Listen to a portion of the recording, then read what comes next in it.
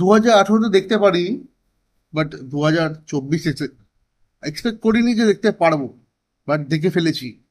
আমি কথাটা বলছি যে সিনেমাটা হয়ে তুম্বার গতকাল রাত্রে দেখে এসেছি আমি।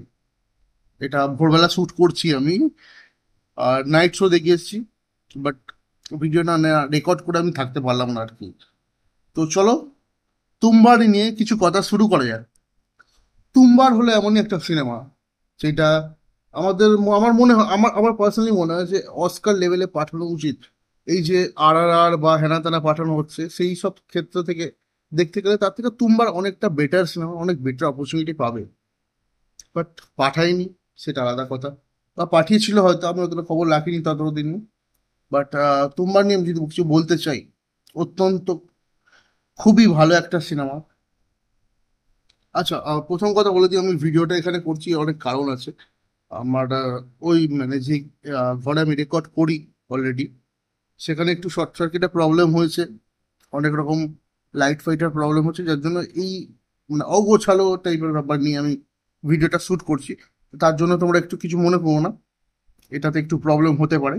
বাট সিনেমা রিভিউ করতে এসেছি, সিনেমা দেখে ফেলেছি, রিভিউ তো করবোই, সেই জন্য চলে এসেছি আবার নতুন করে। এবার যদি তুম্বারের কথা চলে আসে, তুম্বার, TUMBBAD, তুম্বার, হ্যাঁ অ্যাকচুয়ালি বলিউডের একটা সিনেমা। সিনেমাটার একটা স্টোরি আছে, যেটা সিনেমার স্ক্রিপ্ট নয়, অ্যাকচুয়ালি সিনেমাটা একটা স্টোরি, যেটা 2018-তে রিলিজ হয়েছিল সিনেমাটা। সেই টাইমে একটা মানে খুব বেশি বক্স অফিসে সাফল্য পায়নি। তো কাল্ট ক্লাসিক নামে সিনেমাটা একটা নাম হয়ে গেছিল। তো রিলিজ করা হয়েছিল, এখন সিনেমাটার বক্স অফিস খুব ভালো হয়েছে। প্রথম দিনে আই থিঙ্ক 1.60 করোড় এরকম কিছু একটা বাজেট রিকভার করেছিল। এবার সিনেমার যদি পজিটিভ দিকে আসি, সিনেমাটা প্রত্যেকটা জিনিসই পজিটিভ। সিনেমাটা প্রত্যেকটা জিনিসই পজিটিভ, সেটা অ্যাক্টিং বলো, ডাইরেকশনাল বলো, স্ক্রিন প্লে বলো, মিউজিক বলো, কালার গ্রেডিং বলো, মানে প্রত্যেকটা জিনিস একটা পজিটিভ দিকে, মানে প্রত্যেকটা জিনিস পজিটিভ দিকে যাই। এটা একটা বাজেট খুব বেশি না, 4.5 থেকে 5 কোটি টাকার মধ্যে একটা ছবি শুট করা। সেখানে এক আচ্ছা আচ্ছা বলিউড বা আচ্ছা আচ্ছা হলিউড ফিল্মকে টেক্কা দেওয়ার একটা ক্ষমতা রাখে শুভম শাহ, যে অ্যাকচুয়ালি সিনেমার ডাইরেক্টর অ্যাকচুয়ালি, মনে হয়, আই থিঙ্ক, আমি জানি না ডাইরেক্টরের নামটা আমি দেখিনি, আমার সিনেমা হলে ঢুকতেও লেট হয়েছিল একটু, যার জন্য আমি দেখতে পারিনি। শুভম শাহ সিনেমাটা আই থিঙ্ক ডাইরেক্টর, স্টোরি, সব কিছুই ও করেছে।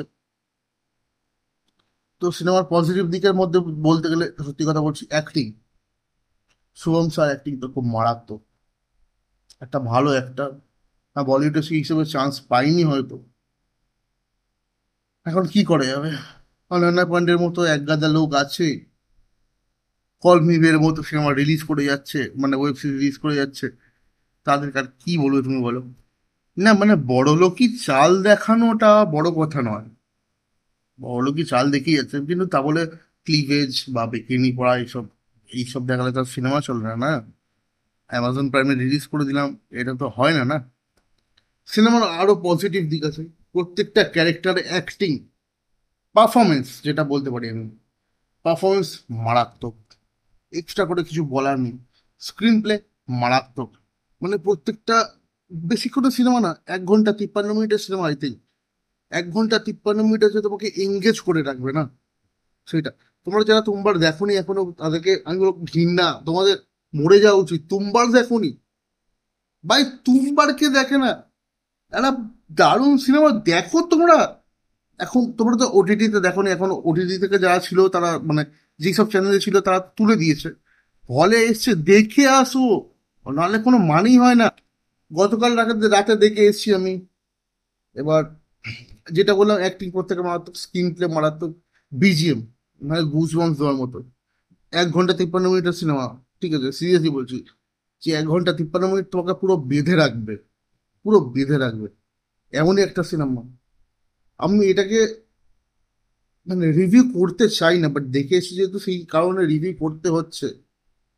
তোমরা দেখো সিনেমাটা, বুঝতে পারবে যে ইন্ডিয়ান সিনেমা কোন লেভেলে যেতে পারে। অনেক সাউথ দেখলে, অনেক বলিউড দেখলে, অনেক বাংলা দেখলে, অনেক তামিল দেখলে, তেলেগু দেখলে, সব দেখলে, বাট এইটা দেখো, একটা 4.5 থেকে 5 কোটি টাকার বাজেটের সিনেমা যে এই লেভেলের ভিএফএক্স, এইটা একটা পজিটিভ দিক, ভিএফএক্স, যেই লেভেলের ভিএফএক্স ওই বাজেটের মধ্যে, ভাই হ্যাটস অফ ভাই। এটা আমি ভিএফএক্স কোম্পানি নাম জানি না, হয়তো ডিএনইজি কি করেছে বা রিডিফাইন করেছে আমি জানি না, বাট যেই লেভেলে ভিএফএক্স করেছে, ওই ভিএফএক্স ওই বাজেটের মধ্যে করা সম্ভব নয়, অবভিয়াসলি সম্ভব নয়। আমার খুব ইচ্ছা ছিল যে, আমার খুব একটা মনের বাসনা ছিল যে তোমার আমি হলে দেখতে পারিনি, বাট 2024-এ এসে সেটা পূর্ণ হয়ে গেল। তোমার হলে দেখার মতোই সিনেমা। ইভেন স্পয়লার স্পয়লার হবে না, চারিদিকে ছড়িয়ে গেছে রিসেন্ট, সিনেমার লাস্টে তোমাকে দেখিয়েই দেবে যে তুম্বার 2 আসছে। তুম্বার 2, এক্স্যাক্টলি, খুব এক্সাইটেড আছি তুম্বার 2 এর জন্য। আমি যেটা জেনে জানি যে স্ক্রিপ্টিং লেভেলে অনেক কাজ শেষ হয়ে গেছে, প্রি প্রোডাকশনের কাজ চলছে, শুটিং খুব তাড়াতাড়ি শুরু হবে।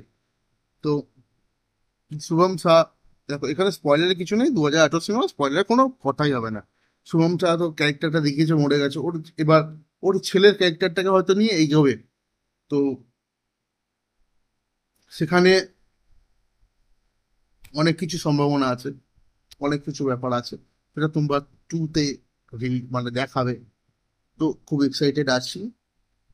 তোমরা 2-তে যে সাসপেন্স গুলো ক্রিয়েট করেছে না, প্রত্যেকটা পদে পদে যে তোমাকে দেখাবে সে এরপরে কি হতে চলছে, তোমার বেঁধে রাখবে, অ্যাকচুয়ালি বেঁধে রাখবে। তো আমার মতে বলে, এত কিছু না দেখে যারা তোমরা সিনেমা দেখে নিয়েছো তাদের কিছু বলার নেই, যারা দেখোনি তারা অবভিয়াসলি যাও, সিনেমা হলে চলছে, তোমরা দেখো দেখো।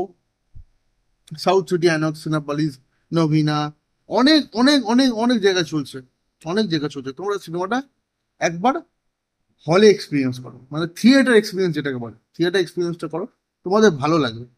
So that's it guys. আমি তোমার নিয়ে আর কিছু বলতে চাই না। এরকম একটা সিনেমা আছে প্রত্যেকটা সেঞ্চুরিতে, সরি সেঞ্চুরিতে বলে, ডিকেড বা 10 বছরের মধ্যে একটা সিনেমা আছে যেটা তোমাদের হলে দেখা উচিত। তো তোমরা যাও, দেখো, এনজয় করো। আমি এটা রিভিউ করতে চাই না, রিভিউ করার মতো এটা সিনেমা নয়।